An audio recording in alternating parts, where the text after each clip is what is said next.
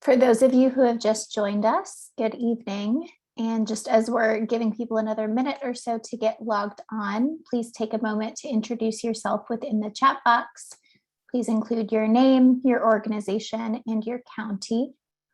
And then Diane, just whenever you want to get started, if you want to go ahead and kick things off, or if you'd like to give people another minute or two.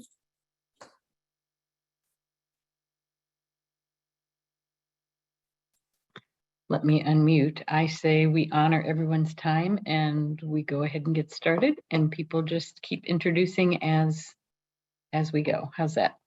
Sounds great. Okay, so we want to welcome everybody. Thanks for joining us this evening. We know these are busy times and we get to this time of the evening, and we just need to kick back and relax a little, and we appreciate you joining us today. And why are we here? So the purpose of Spark is to, we just want to welcome you. I'm Diane Pike. I am from St. Mary's Child Center. I'm the Director of Outreach and Professional Development there. And I am the chairman for our SDA. And let's see, I want to remind you about the purpose of RAC, that we are strategically to aid and advise Spark Learning Lab about their services so that they can better serve those who support Hoosier children and families. So that's why we're here, to support, and it truly is, on the next slide, all about the children. There they are. Okay, and then the meeting overview. So you see it here on your screen, that this is kind of the flow of the meeting, and we're going to do some introductions, and we have some new business items, and there will be a time for public comment. But since this is virtual, we encourage you to, everybody, as you have comments or suggestions, go ahead and put it into the chat box, and then we'll address it either like right in the moment, or we'll do it during that public comment section. And let's see, logistically, I'm just going to do a reminder for you to, if you're on the phone, to please mute yourself unless you're speaking. We're going to monitor the Zoom chat, and we do look forward to your comments or questions. Okay, then we do public comment, agreements, and action items. Then we will look at updates from around Indiana and talk about agenda items for our next meeting.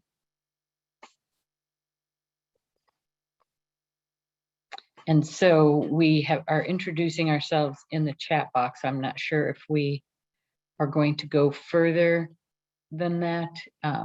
Margaret, what was your thought? I think if we can, excuse me, go down the list of the RAC members, just to make sure, as we take attendance, make sure that we capture all of the RAC members who are here. Okay. So will you do that then? Yes. So I'll start with our Vice Chair, Alexandra Hall. I know she's here. She might be muted.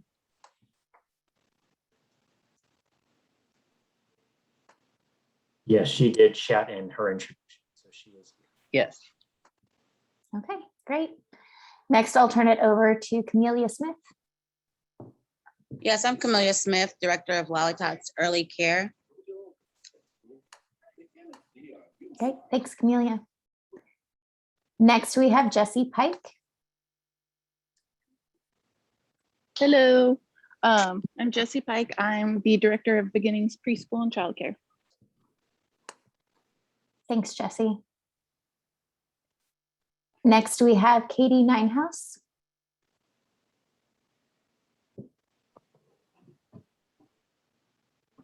Lisa Cordell. Hi, I'm Lisa Cordell, and I'm an evaluation teacher from Wayne Township Preschool. Thanks, Lisa. Next, we have Starla Haggard. Yes, I'm Starla Haggard. I am the operator of Cornerstone Camp House for Kids in Hendricks County. Great, thanks, Starla. Teresa Rice.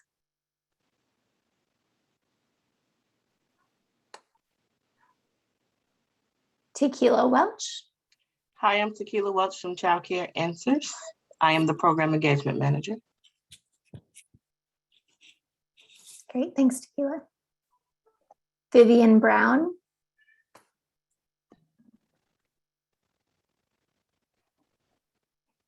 Yewande Aluko.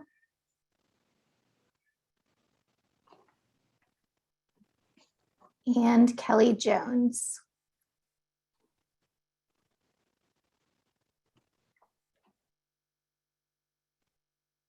Okay, did I miss any RAC members? If so, please go ahead and type into the chat or unmute yourself. I'm Alexandra Hall from Charity Cares LA Academy in Marion County, Indianapolis. My Zoom, I don't know what happened. I don't know if the Wi-Fi cut out, but. Great, thanks, Alexandra. All right, so at this point, I'll hand it back over to you, Diane. All righty, very good. So normally at this point, we do a review of old business.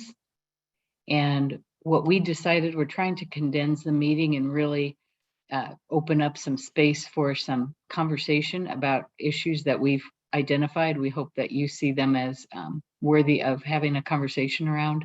And so the old business this quarter, rather than talk through all the items, we're going to skip this part, but the slide deck will have it, so you'll be able to have access to it on the Spark website. So that means we're going to not even look at those two. There we go. Look at us flying ahead. All right, so that brings us to new business. It's kind of magical. And we want to say thank you to everybody. We appreciate the contributions that you've had over the past year. And Mike, would you like to say a few words? Yeah, as this is, I guess, the last meeting of the second program year, we do have some regional advisory council members that will be ending their 2-year term. And so I agree, Diane, just to say thank you to all of our outgoing regional advisory council members whose names are on your screen. You all have contributed greatly to the success of Spark over the last 2 years. Truly changing the system so that I can be better representative and more reflective of the programs that are in the field. A lot of great work still to be done, but as our inaugural group that came in at the beginning of all of this, cannot thank you enough for what you have done for Spark Learning Lab and our work here in the state. Yes, so thank you, everyone. All right. Do you want me to read the names?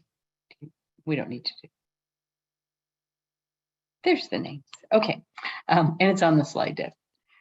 And Margaret would please share this with us. Yeah, so we wanted to take just a moment to provide an update. So as we are recognizing our RAC members who are outgoing and will be cycling off after this meeting, we did just want to give a brief update on our process of bringing new RAC members on. And so in mid-June, we opened up the application for the Spark Regional Advisory Councils. It was open for a month between, again, around mid-June to mid-July.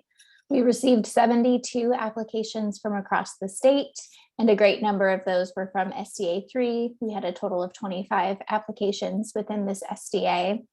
We expect to notify new members probably next week. We're doing some final review and approval this week.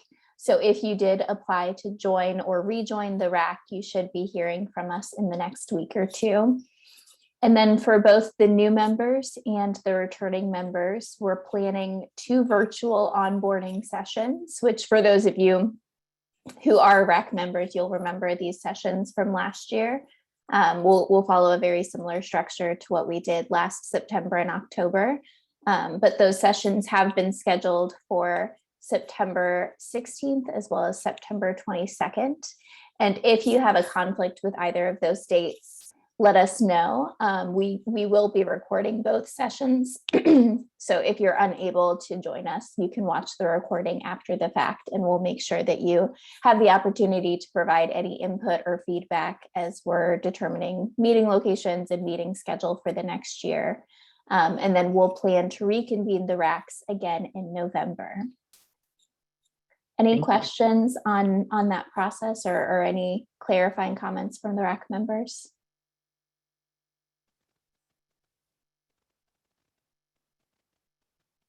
Okay, great. Sounds good.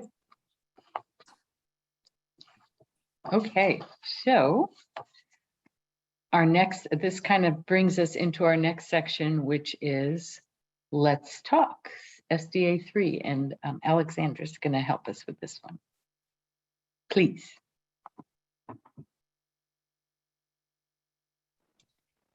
Okay, give me just 1 second to pull up my my back end slides. Sorry.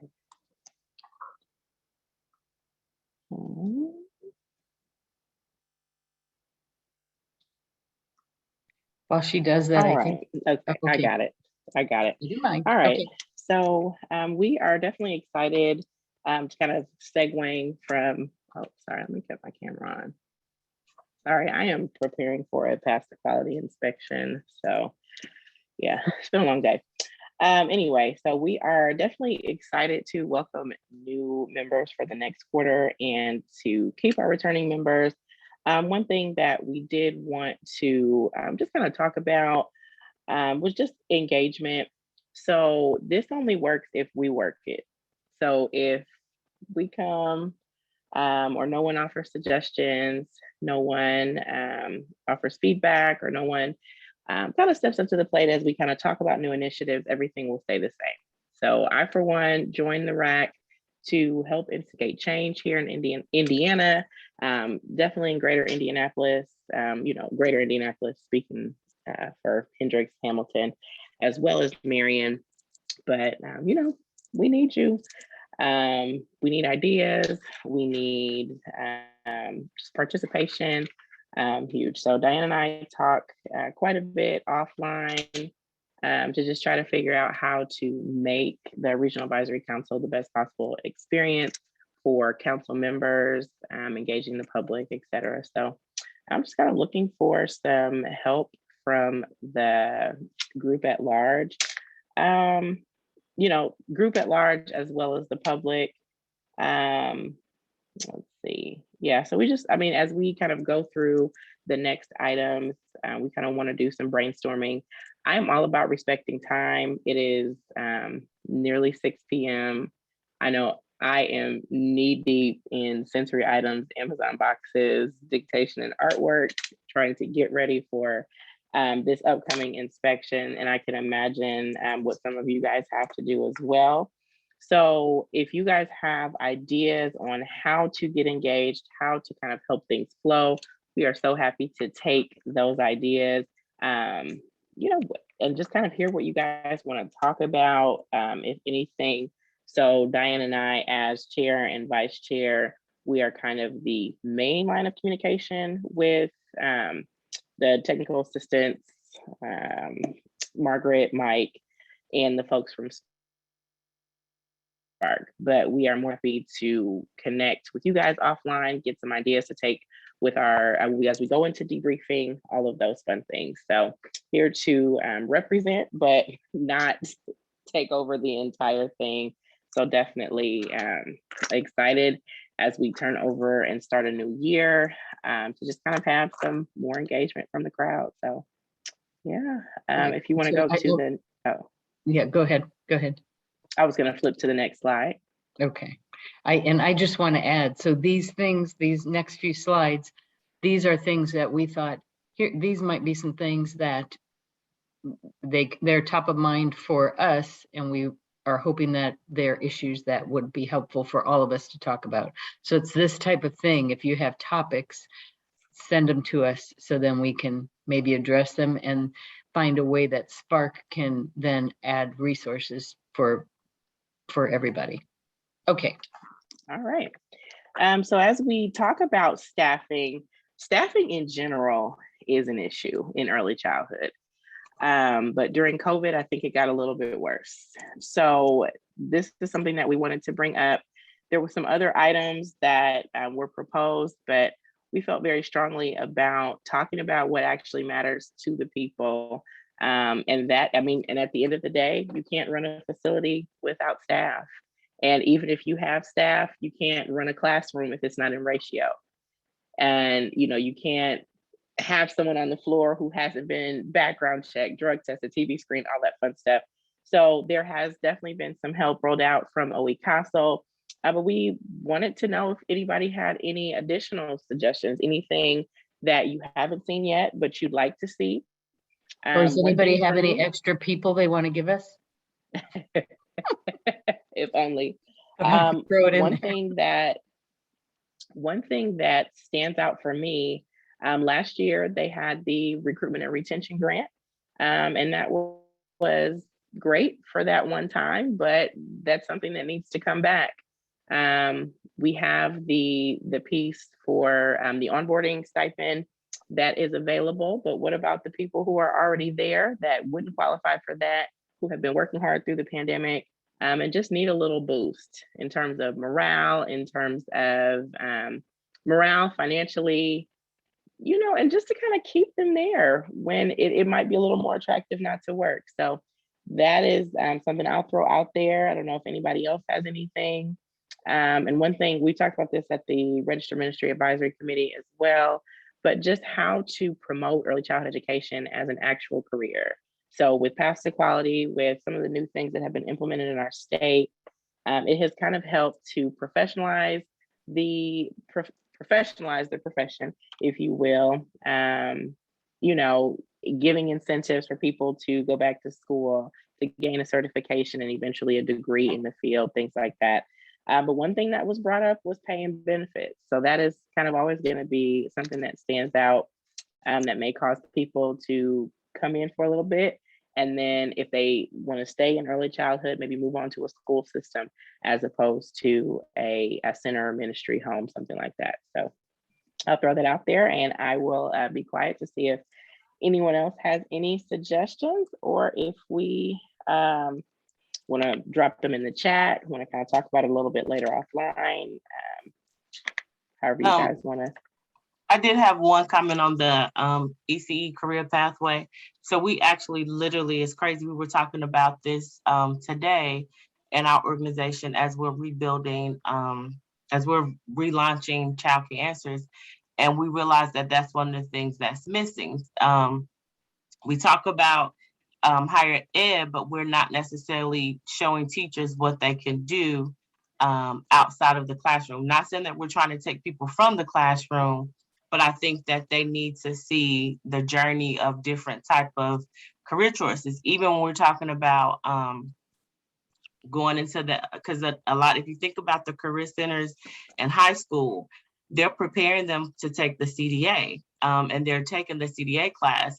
But what conversations are being had about other avenues that they can go down once they've completed that CDA, or what other higher ed? I know, like me, when I went to school to get my degree in early childhood, nobody really showed me all of the different types of opportunities that I could be afforded with a degree in early childhood. So I think that piece needs to be out there a little differently. And many of the careers that you choose, you still have to have some experience in the classroom. So it's not like we're taking them from the classroom. We might just be shortening their time in the classroom, but everybody still needs that classroom experience and that direct experience. So I think if we can create something like that, that would be great. As long as they come into the classroom. Thank you, Tequila. Thanks for that, Tequila. It's good to hear that it is being talked about. So now, you know, with this, and just in my personal experience, this will probably be the third time on a meeting hearing about this conversation coming up. So, yeah. Anybody else? I saw something in the chat. Let me pull that up.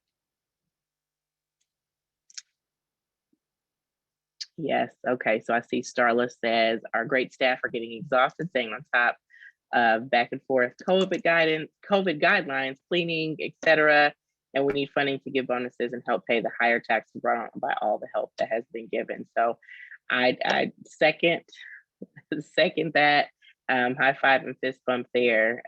It's very stressful, extremely stressful, not only for people in leadership, but people who are in the classroom with germy little people who are coming from dozens and hundreds of households where, we just don't know what's going on.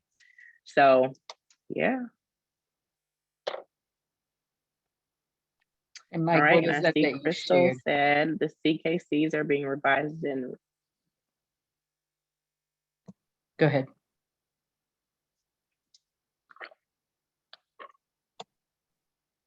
you want me to go? Uh-huh. Yes. You go. Okay. So Crystal shared that the CKCs, I'm assuming, well, I'll let her tell you what that stands for. Revision of the career pathway. It's a great thing to keep in mind now, and she'll bring that to the partners in INEYC. Thank you, Crystal.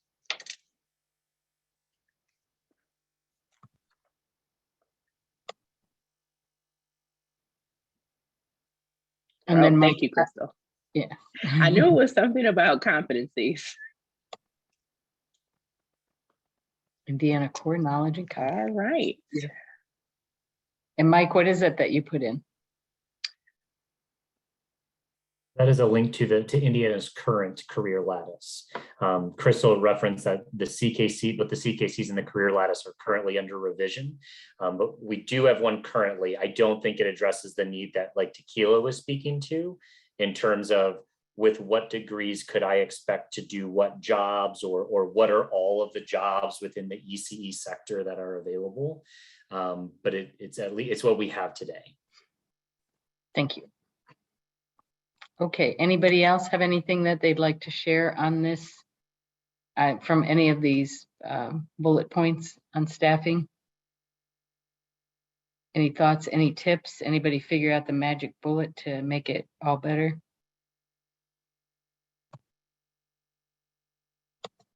Okay, if I would say jump into the chat if you have it, or you can contact Margaret. You can get it to Margaret. Is that the most efficient way, or to Mike? If we have other ideas on this, maybe after we're off the call. Yes, they can. Margaret just dropped it in. Always email rac@indianaspark.com. Thank you. If I could just ask a question, one of the pieces that was commented on there, which I agree with wholeheartedly, is things like increasing salaries, thinking about benefits, those types of pieces. And obviously, those are business decisions that the business leaders on the call would have to make.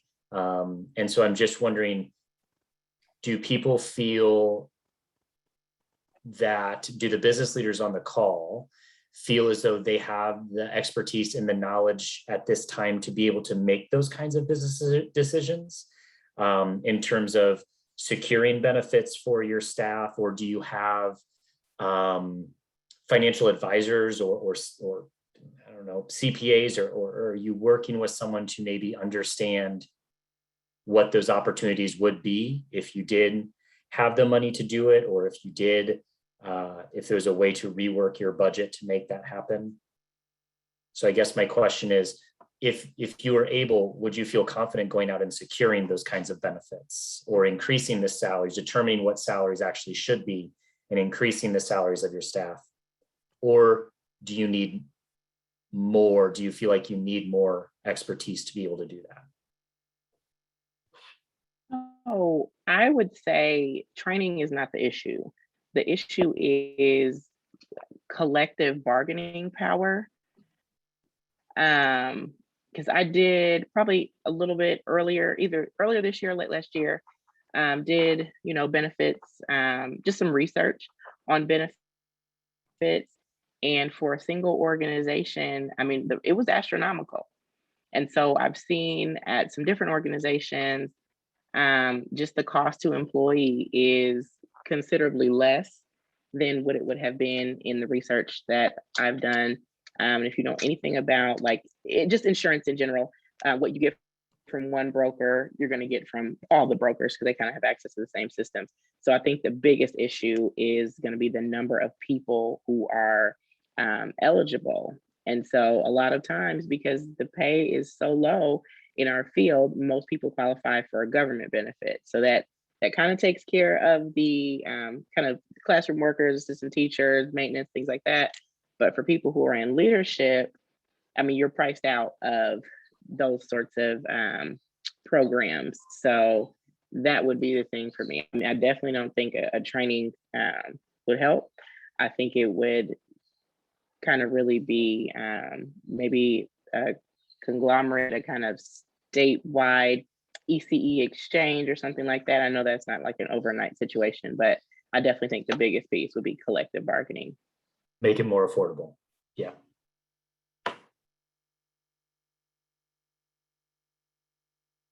Any other thoughts before we move on? Oh, Starla has definitely more expertise needed. It has been nerve-wracking with the fluctuations in enrollment.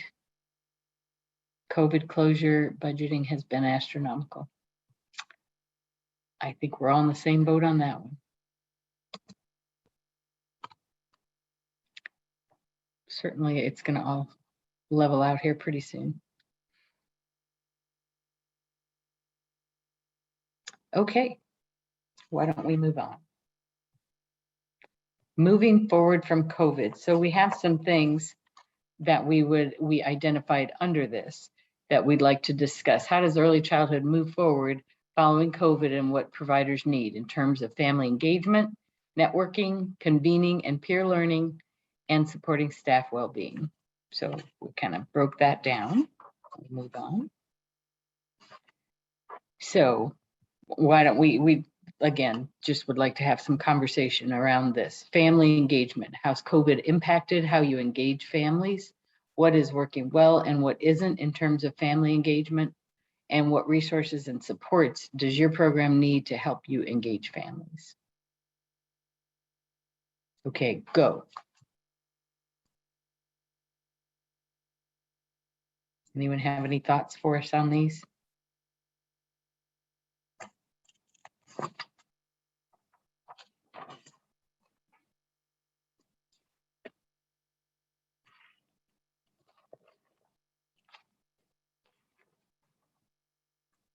I know for St. Mary's, one way we were trying to increase, we were not, up through last year, we did not let families in. They were doing drop off and pickup outside of the families did not come back into the classrooms.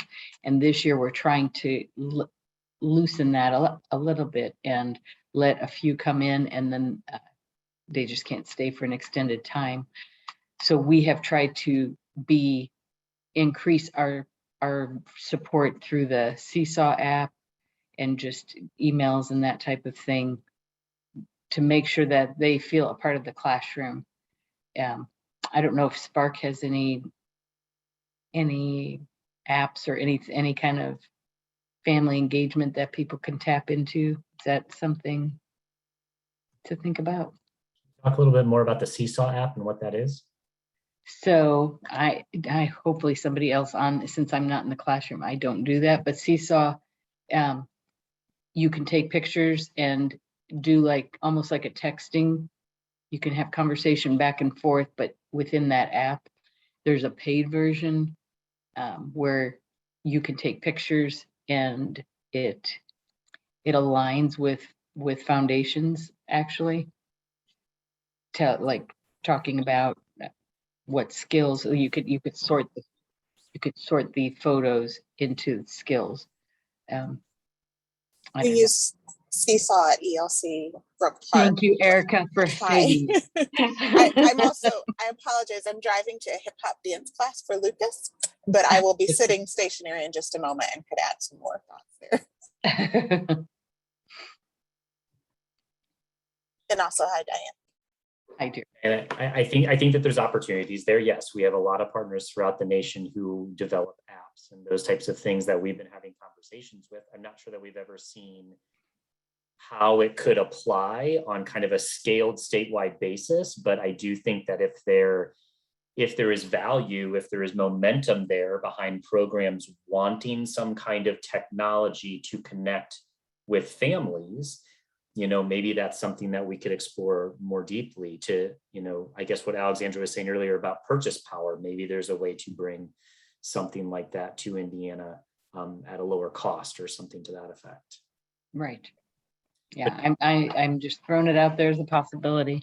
Yeah, I'd love to hear more if technology is being used. How is it being used, and what are you doing so we could find the right thing? So, my brain just went crazy because I can't remember the name of that. But I know I was on a training with Child Care Way of America, and there was another state that had kind of did this pilot, and it kind of put all of the pieces together. Some of the ministries will know this program. It's one of the systems where all of your, like the door system can go through, the financing. What is the name of that program? Oh my gosh. Anyway, I'll think of the name of it in a minute, but they did a program with the actual company to bring different child cares into it. And so it was more like a shared service. So the cost and things was a lot cheaper. Yes, thank you, Jesse. I knew you would know it. I was like, I knew you would know it. So ProCare. So it's so many different components of that. And so it was something that they were able to bring as a system wide because they kind of did it together. And so it kind of helped track a lot of those pieces that on your own you probably couldn't afford. So that's just another thing that I saw. And I know a lot of people are currently using ProCare, but then there's a lot of people who can't afford it. But if we could, as a system wide, get a better rate, that might be something worth looking into, a system like that. Thanks, Akila. And ProCare is a larger management system, right? It does things like attendance and billing. Yes. And all of those. Okay, good. Yes. Just want to make sure I was tracking. Thank you.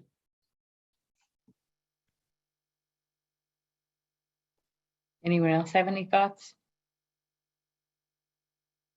Any celebrations of things that you've tried with family engagement that you're really excited about that you could share with us?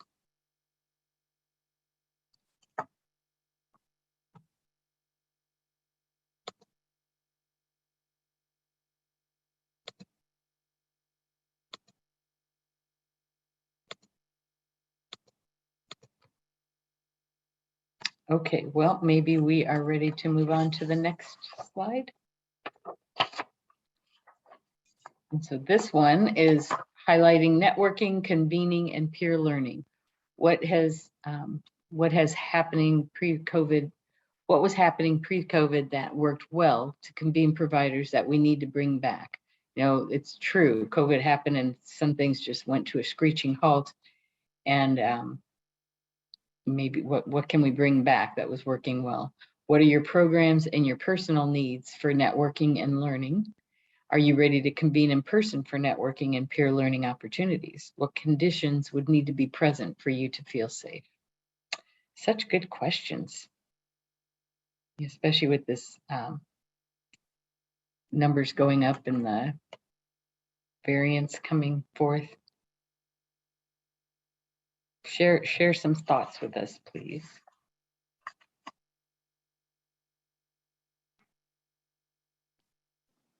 I think I would be willing to meet in person, but if we could do like a bigger space or if we could do something outside.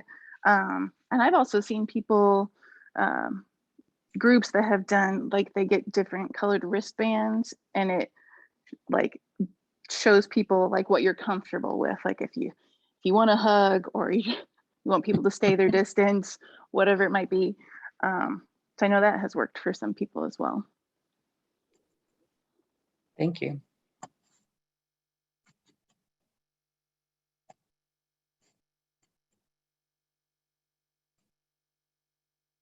Any other thoughts?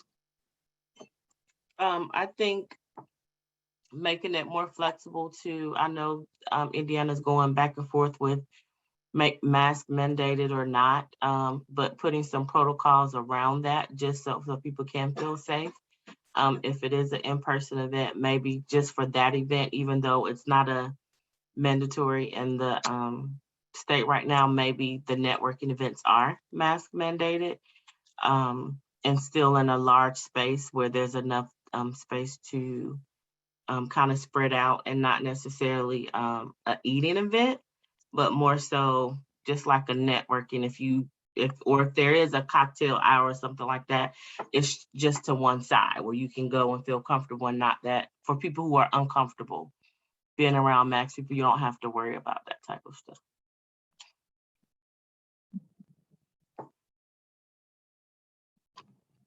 Thank you.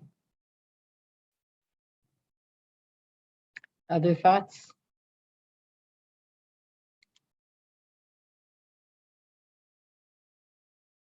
It is early childhood. It's such an important, that relationship building and connections is so important. So there definitely is a hole that is there for this lack of, we do like to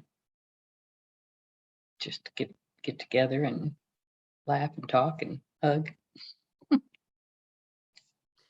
Diane, I'd love to hear more about, so what are the kind of events that you are going to in person, or that you would go to in person? Me personally? Anyone, but Oh. if you want to kick us off, that'd be lovely.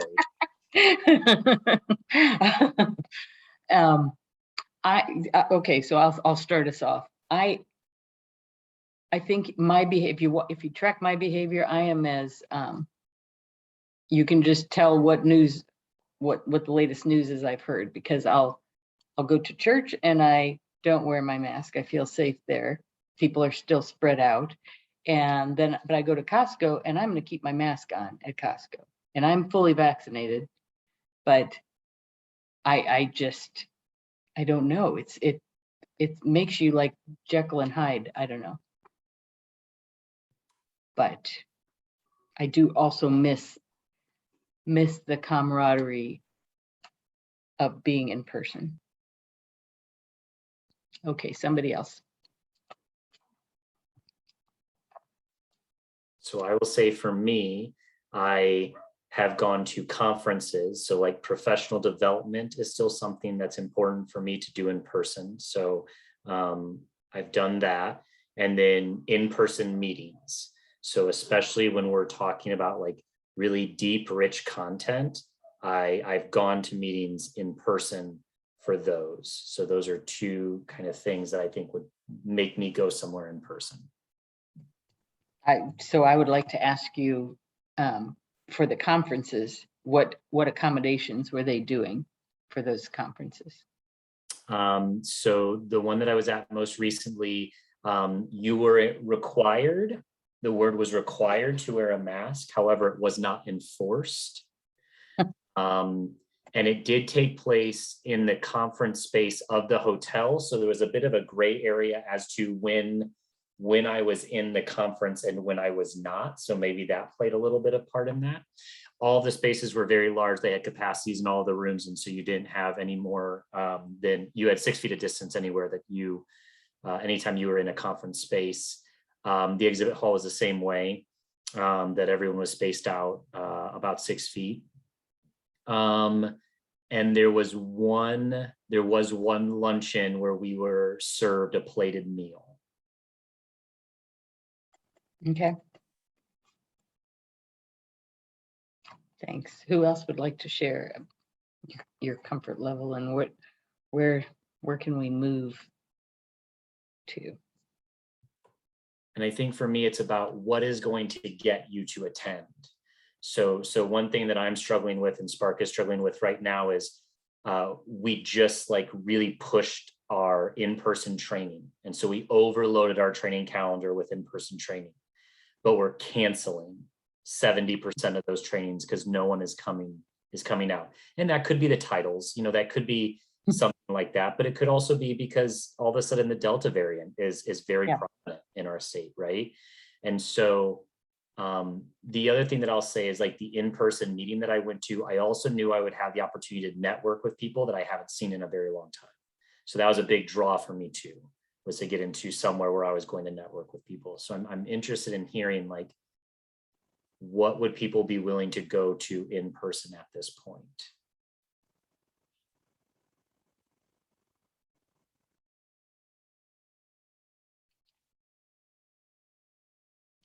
You can just unmute and share that, or you can put that in chat.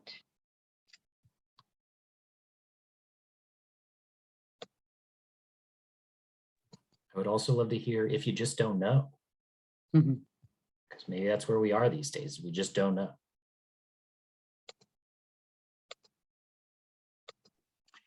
I would like to answer that. I think because it's different variations to that question beyond COVID.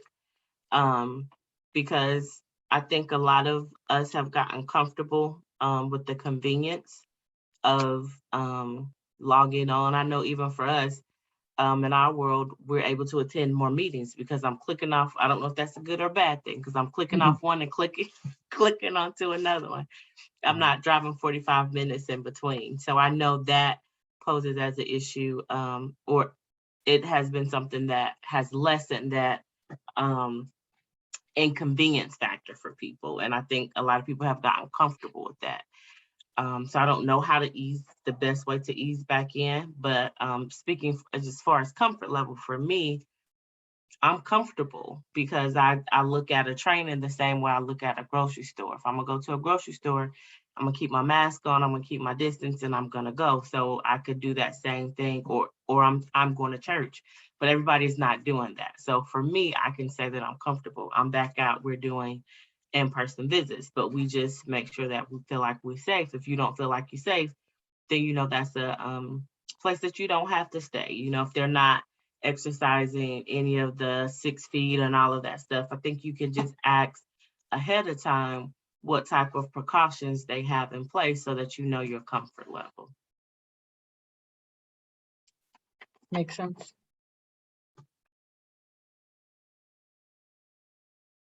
Anyone else care to share?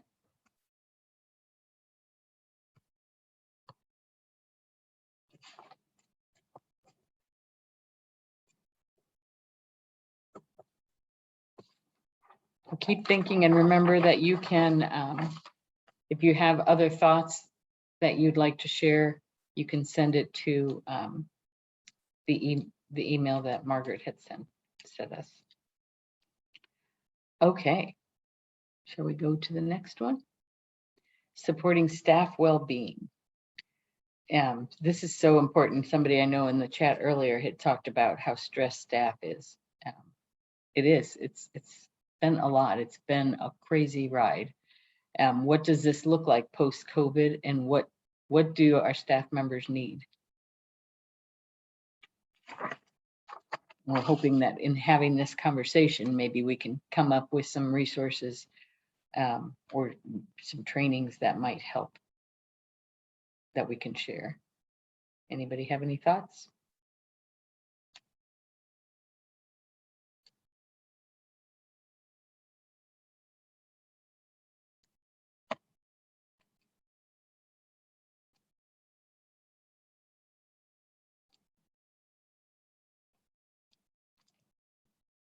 I feel like I should be doing the Jeopardy music.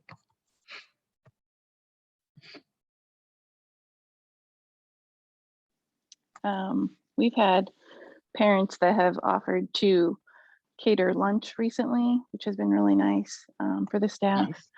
And then they stocked our break room with coffee and candy. Not that we all needed it, but it's good anyway. But really, I mean, for us at least, more staff because I feel like I'm just taking everybody to their limit, and I don't know what else to do because I'm at mine too. I mean, I'm in the classroom every day now as well. So, and yeah, there's no good answer to that one. I agree. And we feel your pain.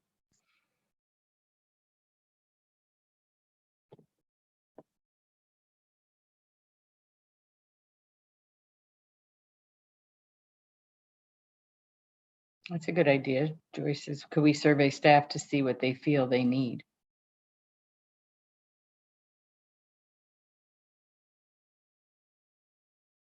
Have people done that within your own sites? Just asked, what can I do? I know you're stressed and I'm pushing you. So on the other end, what can I do?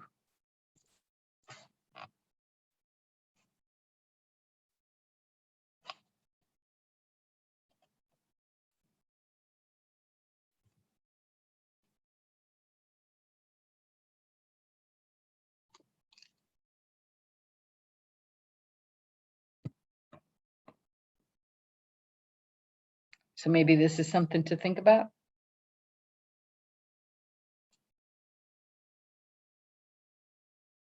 Darla, can you share? Doing it at our team meeting this Saturday. What are you? Tell us more. That's like a teaser. Oh, you're muted, Starla.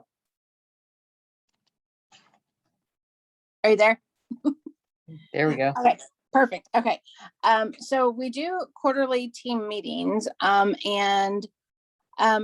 have, there's only 3 of us in our business. And so we work really well together, but I can tell just like the tension and the long hours are just really taxing on all 3 of us. And I know just telling the girls like how appreciated they are.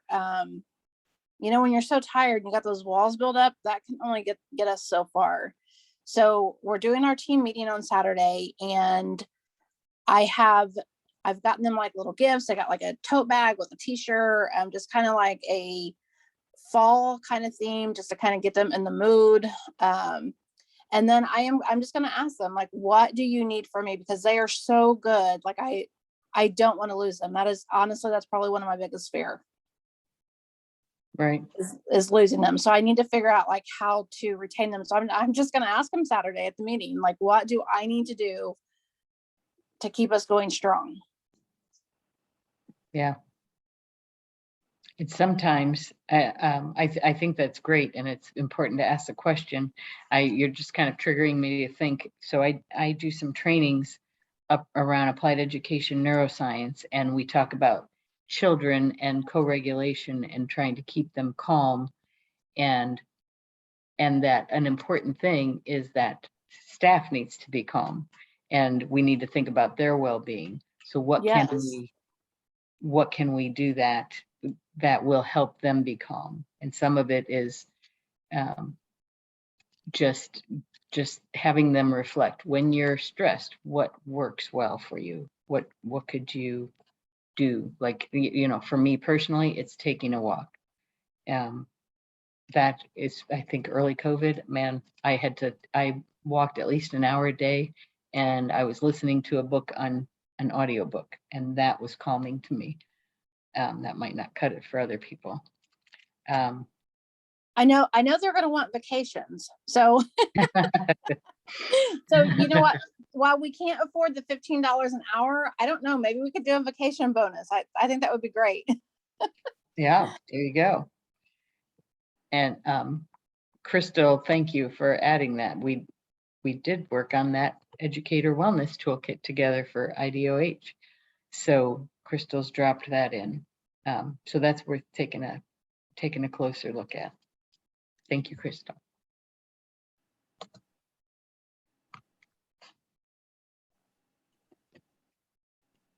Other ideas?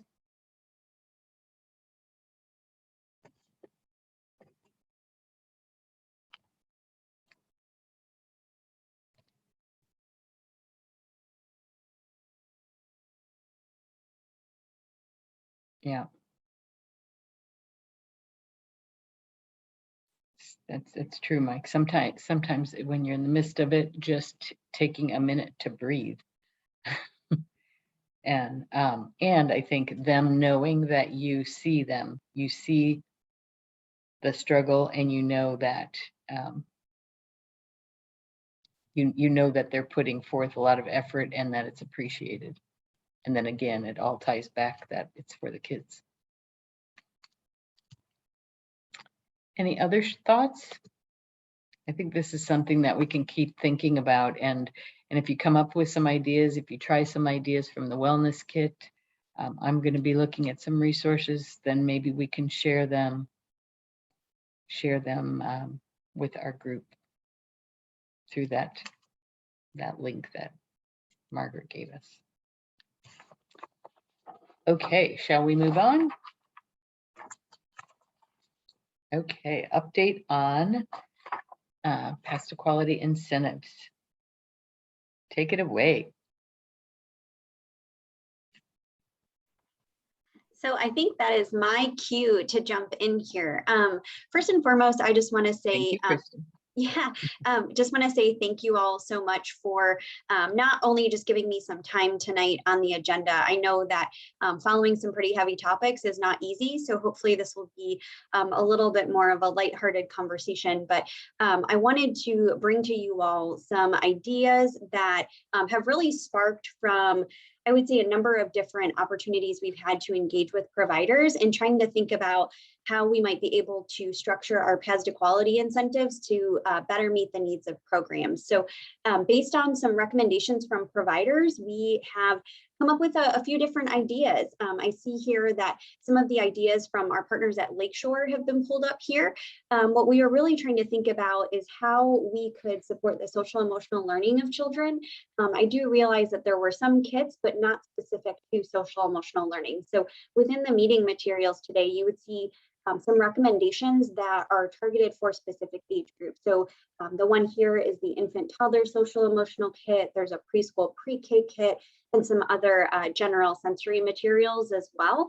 And so what we were hoping to do was just kind of present those to all of you and get some feedback as to whether or not you all felt like these were a viable option for programs or an interesting option for programs to be added to our paths to quality incentive program. So not necessarily replacing anything, but trying to enhance some of those opportunities. In the second document that was sent over, there are some social emotional pieces in there, but also I would say what I would consider resources for educators. So things that educators can use for their classrooms.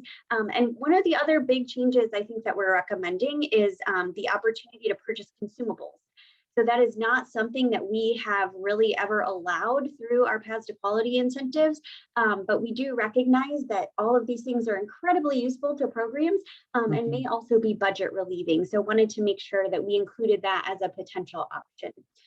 The other thing that we would like to propose to you all and get some feedback on is potentially the opportunity to purchase professional memberships.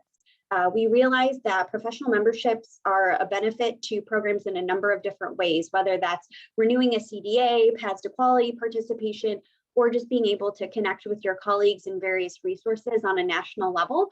So we are proposing 5 different organizations, and that would be NACCE, NAFCC, the Indiana After School Network, the National Head Start Association, and Infancy Onward. So those would be the 5 organizations that we would bring to you all for feedback. I think many of you are probably already engaged with some of those organizations. So again, could be budget relieving to be able to purchase your membership through the Paths to Quality incentive program. So that is kind of the overview of what we were hoping to present to you today, but would just welcome any feedback that you all have after looking at some of the options that we've presented here.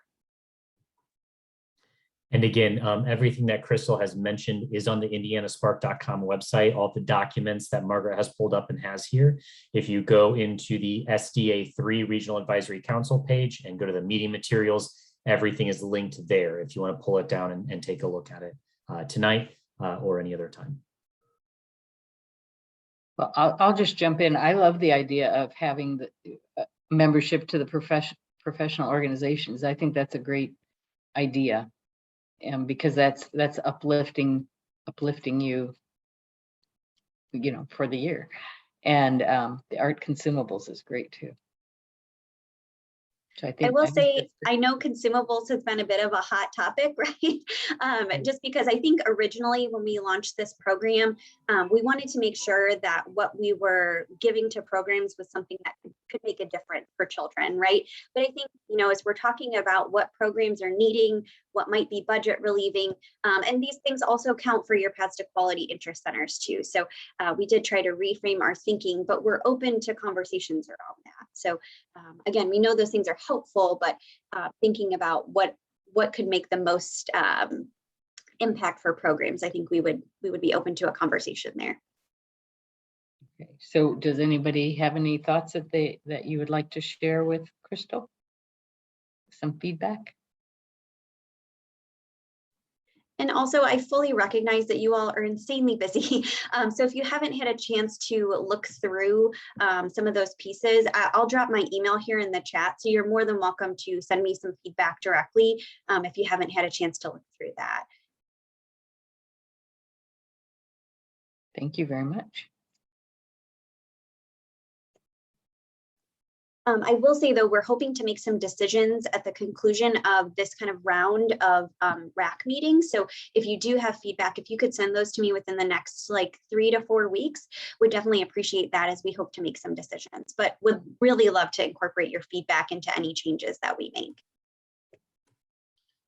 We have also posted all of this information in our Regional Advisory Council group. So those of you that are in groups in my Spark Learning Lab, we are receiving some feedback there. So please feel free, that is open just to the Regional Advisory Council members. The Regional Advisory Council members, please feel free to drop by there and join that conversation. Yeah, and I did drop my email in the chat here. And to the piece about the professional memberships, what I would like to elevate is that idea came from providers. I know that it has taken us a few minutes to kind of get ourselves organized and make this a reality, but I do hope you all know that we take very seriously the feedback that we get from you all about what is most helpful and try to make changes based on that. So please feel free, reach out, call, email, text. You're welcome to reach out to me at any time with any thoughts or suggestions here. Thank you so much. We appreciate it.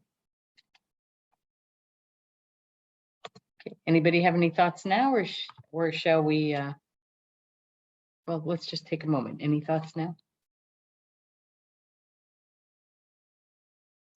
So we did list those 5 memberships. Are there any memberships that were not included that you would like to perhaps see? We tried to do a little bit of analysis there alongside with Spark, but if you all feel like those are kind of your top 5, I think that's great. But if there are any others that you would strongly encourage us to reach out to, we're happy to do that. I just had a question on that clarification of the, like for membership or whatever for associations. Is that like for multiple, or do you decide how much money is going to that?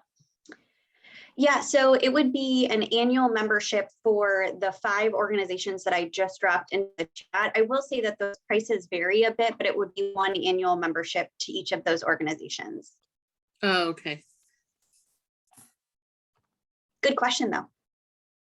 Is this just a one-time for the first incentive or an ongoing? So it would be added to the list of things for the non-cash awards. Okay. So then it's up to the provider to keep that membership going. Perfect. Okay. I just dropped one in. So I know we're talking a lot about early learning, but you know, after school, before and after school is a thing as well. So I dropped the National After School Association in there. I heard you mention CDA, CYC credential is one that if you kind of have some, you know, programs usually go from 0 to 12. So if you have those older children and you have staff that kind of are primarily concentrated with your after school or before and after schoolers, maybe, you know, helping with the CYC credential, that does also count to pass the quality for programs that serve older youth. So just a suggestion. Yeah, so Alex, can I actually ask you a question about the NAA piece? The reason why we didn't include that to start with is because their kind of ambassador membership is free. So we didn't Yes. want to include that, but they do have their executive level and their advocate level. So were you thinking like the executive level, which is kind of that mid-range membership? Yeah, because there's a lot of, like, high school, for example, is free, but when you pay, obviously you get access to a little bit more. You kind of get some more benefits. Like even with NACI, with there's like the standard level. I know they changed it, so there's like standard, and then it goes, higher. And then if you have a certain level of membership, you get discounts to conference registration if we ever can have another conference, because I miss going. But so sometimes you just get enhanced benefits. So I know, having completed my CYC, I'm already a NACI member because I work in early childhood. But for that one, I did do the NAA, and there was some other things that were available. So I just did the free one, but if I had access to the paid one, that might be nice as well. Awesome. Thank you for that feedback. Appreciate it.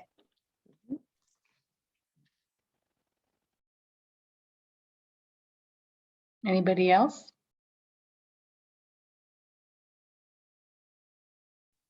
Also, just one quick thing, sorry.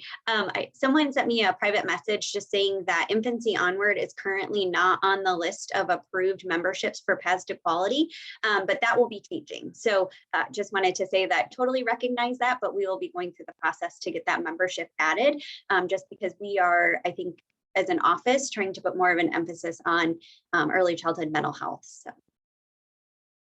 Nice.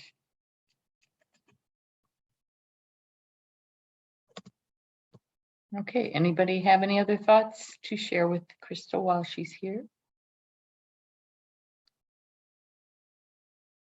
Okay, well, we appreciate your sharing with us, Crystal. Thank you for your thoughts. Thank you so much. Mm-hmm. Okay. So now we come to public comment. If anybody's held back waiting for the public comment section, here it is. And is there anything that we've missed, Margaret, in the comments up until this point? Not that I've seen. I don't think any other comments have come through on the chat. I think they've all been addressed at this point. Okay. And feel free to unmute. You can do comments if you want, or you could just speak your mind out loud.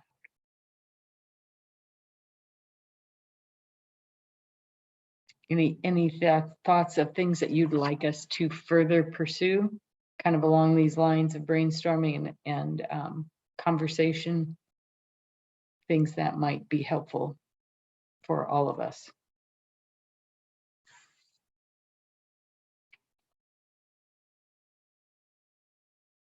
Well, you can still jump in anytime, instead of just having, this big space. If anybody has anything, feel free to jump in. How about that? Okay, and maybe you ready to move on, Margaret? Okay. Would you like to take this away? Sure. So we'll take a few minutes here just to review what we've discussed so far in terms of any action items for Spark, or any recommendations of things that we need to explore further. So I'll just go through kind of what I've heard, and then I'll look to the RAC members if you have any clarifying comments or anything that I missed that you would like Spark to address over the next quarter. Please feel free to jump in and let me know. So on one of our first items here around staffing issues, mainly what I captured here is just some thoughts around how to promote ECE as a career pathway. So I know several people shared in the chat some different resources and conversations and revisions to existing tools that are happening. But I also did make note that some members felt like they do need more expertise or more training around making business decisions, like how to increase salaries and benefits. But I also made note of just the need for collective bargaining power when it comes to improving benefits and making things more affordable. So I made some comments there that Spark can continue to explore and consider as we create trainings and other materials. As we talked about family engagement, I took note of the conversation around the possibility of having a statewide app or solution. So I know we discussed ProCare and how that's been used other places. So I took note of that for Spark to explore further. In our networking, convening, and peer learning conversation, I really just made note and tried to capture everyone's opinions that you brought forth around your comfort level and what type of events you might be interested in coming back to in person. But I don't know that there were any specific action items for Spark from that conversation. With supporting staff well-being, a suggestion that was brought forth was surveying staff so that we can see what they feel like they need in terms of well-being and staff support. So I made note of that suggestion. And then finally, with the PTQ incentives, and I'm sure that Crystal wrote this down as well, but the one suggestion of adding the National After School Association membership, I made note of that as well. Thank you very much. Anything anybody would like to add to that or clarify? I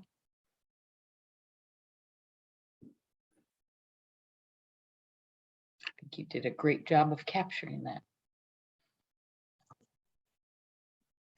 And I do see that we've had some comments come in the chat as we've been talking. So Nancy shared that the universal precautions is now on Indiana Learning Paths, which is exciting. And then we also see the reminder that the business fundamental training is due by the end of this month.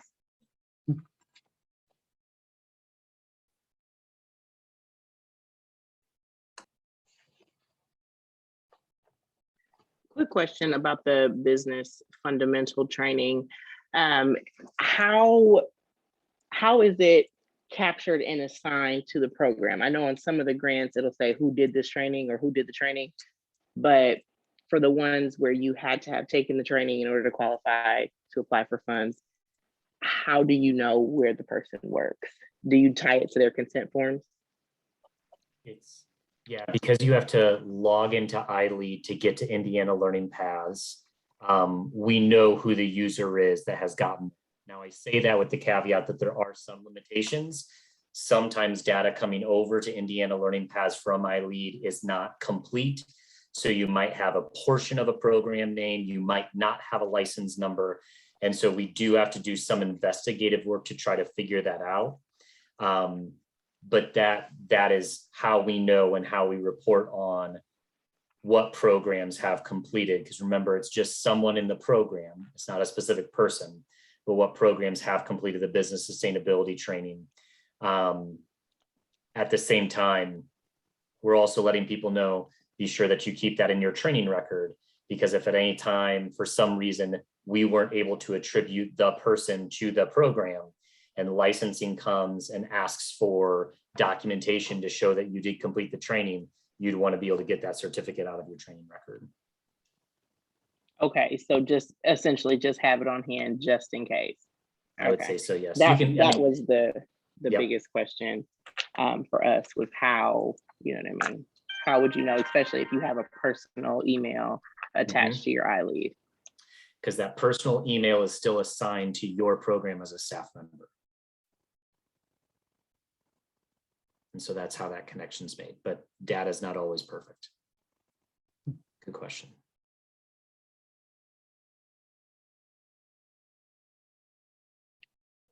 Any other thoughts before we move on to updates from around Indiana?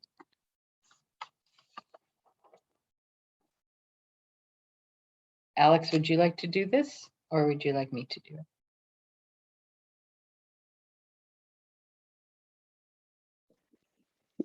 it? I would like you to do it, but I'll do it. I'll do it since you asked. Oh, nice. Thank you, Alex.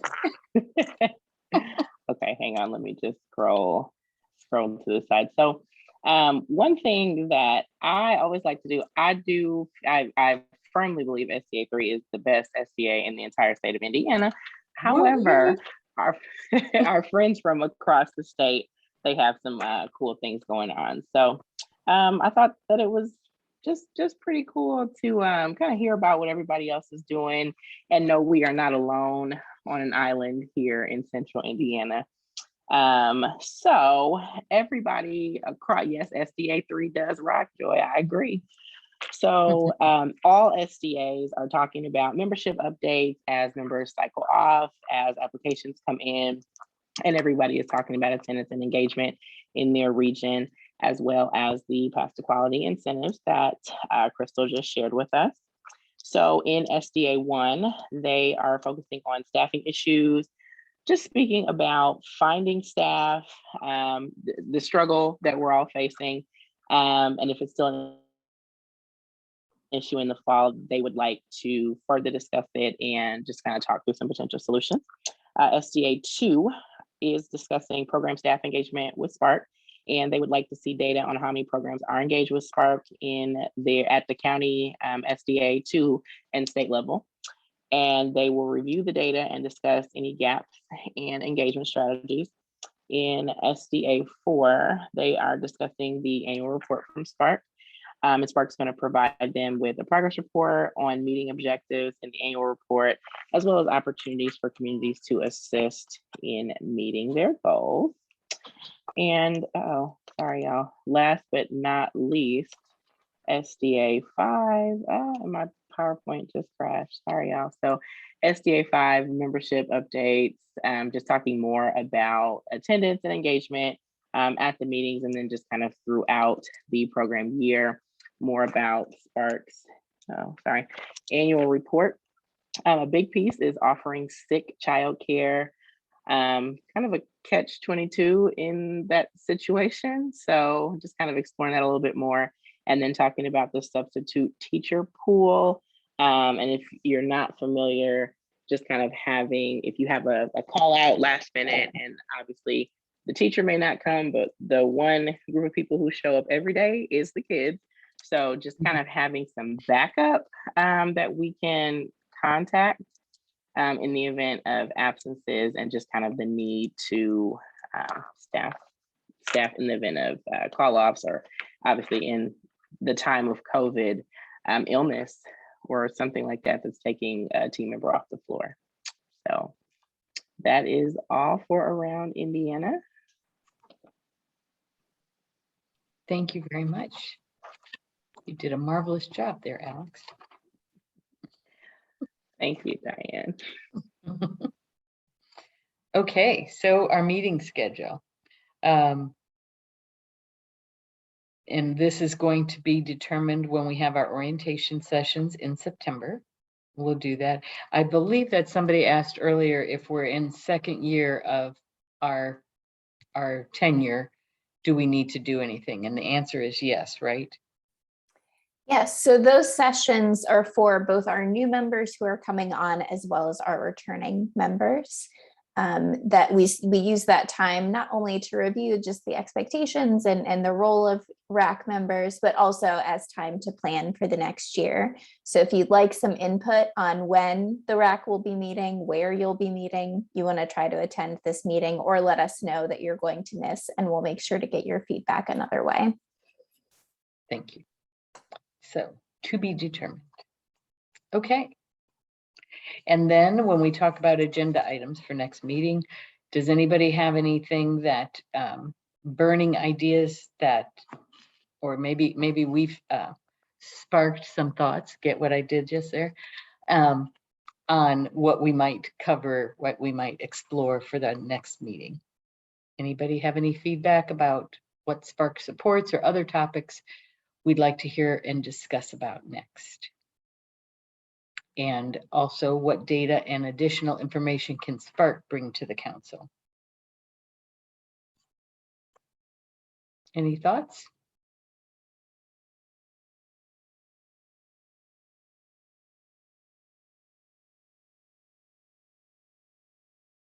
Okie dokie. Well, if you come up with those wonderful ideas, just share them with us, please. Okay. And as we move on, please stay connected with Spark. We've got the newsletter here that you see. Follow us on social media through Facebook, Twitter, and Instagram, or you can do the email, which is right there. And then also Mike had mentioned the groups, and see, that's another way we can be communicating with each other. We'd like to just try to work to get this to be more interactive. So if you have thoughts on it, please share that with us as well. Jesse's asking, in the last year, do we know how many programs closed because of COVID and never reopened with SDA 3? That's a good question. Anybody know that off the top of their head? Working on pulling it up, and I'll provide you with a link. So the Early Learning Advisory Committee, or ELAC, as many of you have probably heard, the last year, their annual report really focused on COVID-19 and the impact of COVID-19 on Indiana's early childhood sector. And so they have published, the data committee has published a dashboard that shows, oh, there it is. Thank you, Kim. Kim leads the data committee, so she's a bit quicker to get to it. But it does have information by county in terms of what closures look like and what that means. Obviously, it is data again, so there is always various factors that play into the methodology of how it was collected and what it's saying, but that can give you kind of an overview, which if you want to have more conversations about next time, we're glad to help have that conversation.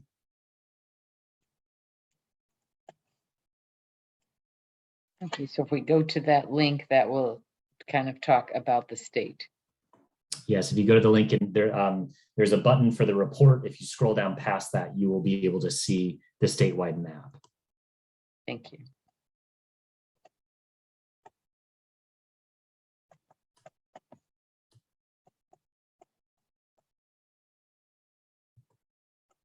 It's a kind of a long link there.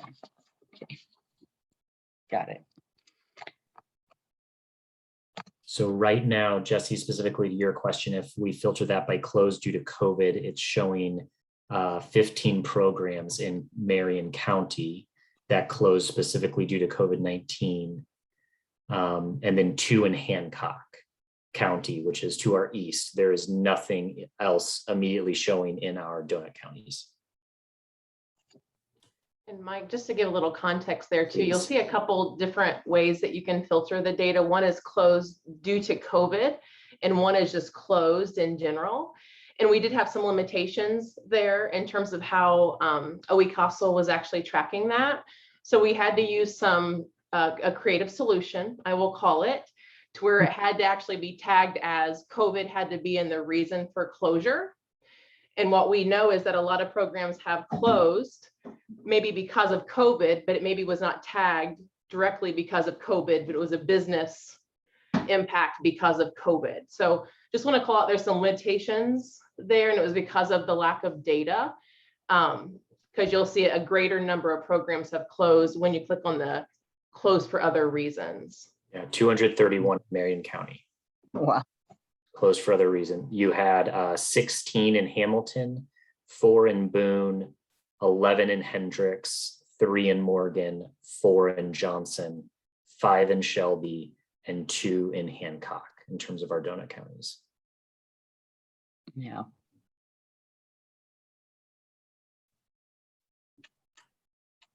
Interesting.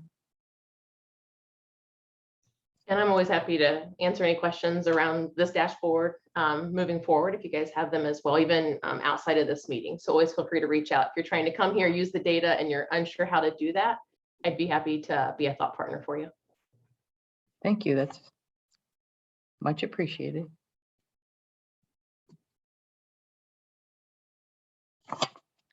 Anybody have any questions, follow-up questions on that?